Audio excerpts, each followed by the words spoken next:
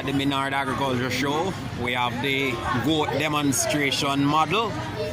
We had a look at it at Denby 2022, and still at the Agriculture Show here in Minard. It's on display, showing the slatted floor arrangement, the section for feeding, like your silage, your A, the different partition of the different pen areas. So this is a wonderful demonstration of what the sector is going towards. And when you look at a system like this, it is well aerated, meaning enough ventilation for your goat and sheep. Right now we'll be looking at some of the forages that is available to the animals. As you can see, this is the mulatto 2. Below it we have the wild tambourine. We have moringa. We have quick stick. And we have the different feed also, crack corn. We have molasses, which is from sugarcane, mulberry, the good old grass African star, and this is what?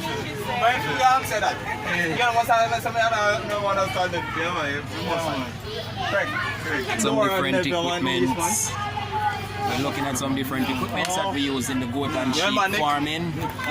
This is the ear tag applicator, and these are the different syringes with needle, a bigger drench gun, tattooing applicator, hoof trimmer, ear notcher. This is Elastor, and those are the tags that they use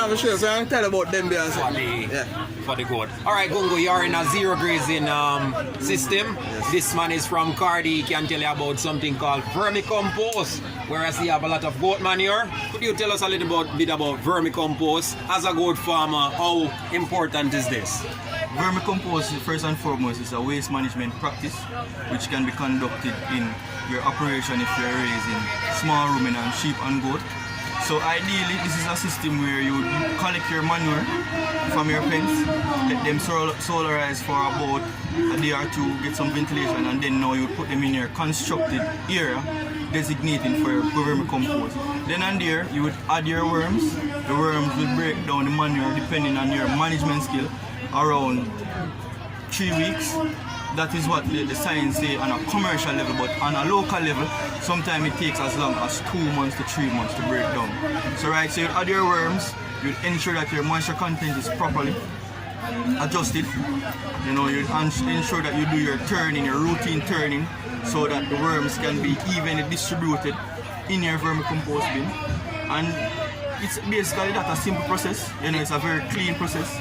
Right, as you can see there, we have some displays on the stages of vermicompost. You have the first stage, second stage, and the final stage. When this material is then finished, you can now go to your pastures, you can go to your backyard garden, and it's very high in nutrient composition. Alright, very important. I see in previous videos and previous interviews that you did, you talk about the bedding. Walk us through why it is important that you don't want the worms to escape from that bedding. So basically the bedding is important, so you want a solid base. So if you're using a container, for example, a bath, a plastic container, or if you're going on a larger scale, you can use concrete flooring. Right. So this is important because eventually the worms tend to burrow downwards. Oh, okay. So for example, if you were to just construct your area and put your worms in, the first thing you would see them do is trying to go down.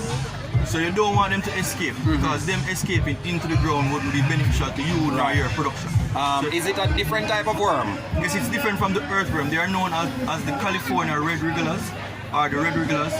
These worms, they are much finer and they are way more efficient than we do consultation and training in the area, which is very important. Sensitizing the people about what vermicompost is very good, because you don't want to just give them the worms and leave them alone. Right. First, we would encourage them to come, make a visit to our research station. Okay. Let us show them how we set up and show them the different ways to set up. And yes, we do sell the worms, 300 per dozen. Okay. So if a person is interested, they can just reach out to us, and then now we'll make the collaboration and make it happen. Okay. I see you guys have a goat model. Tell us, what's the importance of a model like that? Because we're seeing different features on the goat house. Okay, so the goat house model is basically a climate smart or climate resilient house in design. If you can notice the heat-proof structure, it has a triangular shape that is to provide proper ventilation and also importantly water harvesting. Right? Nice. Because as I said, it's climate resilient. You know that sometimes in the summer you may have a lot of rainfall, then you have a very dry period when it's in the rainy time. So you want to ensure that you're collecting the natural resources. Also, you notice the height, you know, that also stems for proper ventilation of your animals. The flooring is done in a stilted or a slatted pen area where the animals aren't in direct contact with their weight. So you would want that and ensure that it is elevated. So in case there's a flood, the animals will be safe from the water. Okay. Right? All right, we thank you very much. And I mean, agriculture is very important to us. And quickly, I know that you're a young man.